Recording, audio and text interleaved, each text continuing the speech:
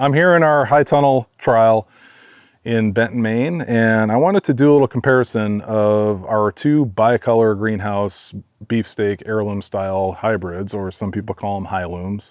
We have on your right GinFiz, and on your left Margold. So the variety on our left is Margold, one we've had in the catalog for several years now, the first of its type that we introduced.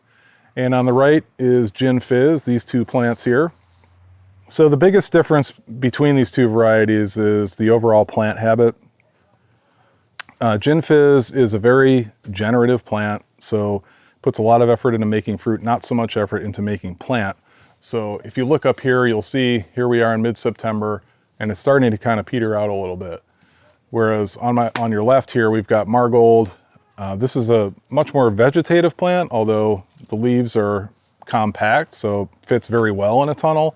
But it's putting more effort into making plant. It's going to keep growing for a much longer period of time. So if you're growing on a long cycle, Margold is your choice.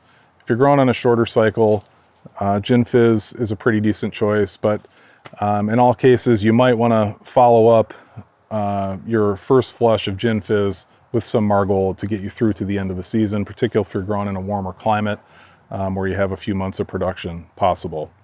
Because GinFiz is so generative and has such a small, compact plant, we recommend actually growing this on a basket weave system.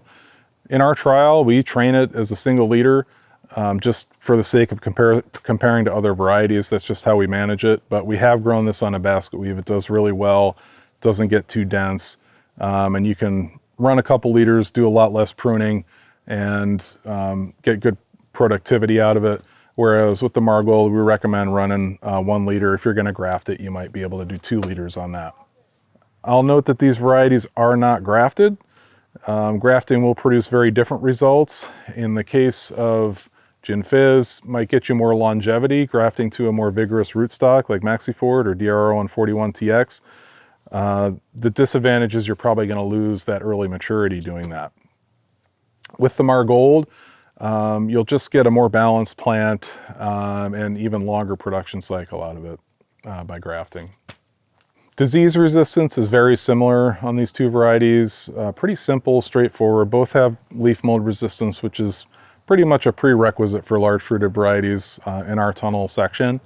And they both have verticillium, which is great. And the only difference is the GinFiz adds fusarium crown rot resistance. So if you have crown rot in your tunnel, then this is a good option if you're not grafting. On the fruit quality side, GinFiz, a little bit larger size potential, a little bit better resistance to stem cracking, firmer fruit, zingier flavor. It's just got a little more tang to it than Margold. Margold is softer fruit, which is not so great if you're handling it a lot, but for the eating quality, it's really nice. Flavor's more mild. It doesn't have as much acid as the GinFiz, but very pleasant eating variety. And really, really nice texture. Fruit tend to be a little bit taller on the Margold, where the GinFiz tends to be more of a flattened shape. So not big differences, but both really nice eating quality. I give the edge to GinFiz though for that extra zing that it has. So the bottom line, if you're looking for an early start to the season, GinFiz is your go-to. If you're looking for fruit later in the season or a more sustained harvest, Margold is your option. And of course, GinFiz is available as organic seed. So if you need an organic option, GinFiz is the way to go.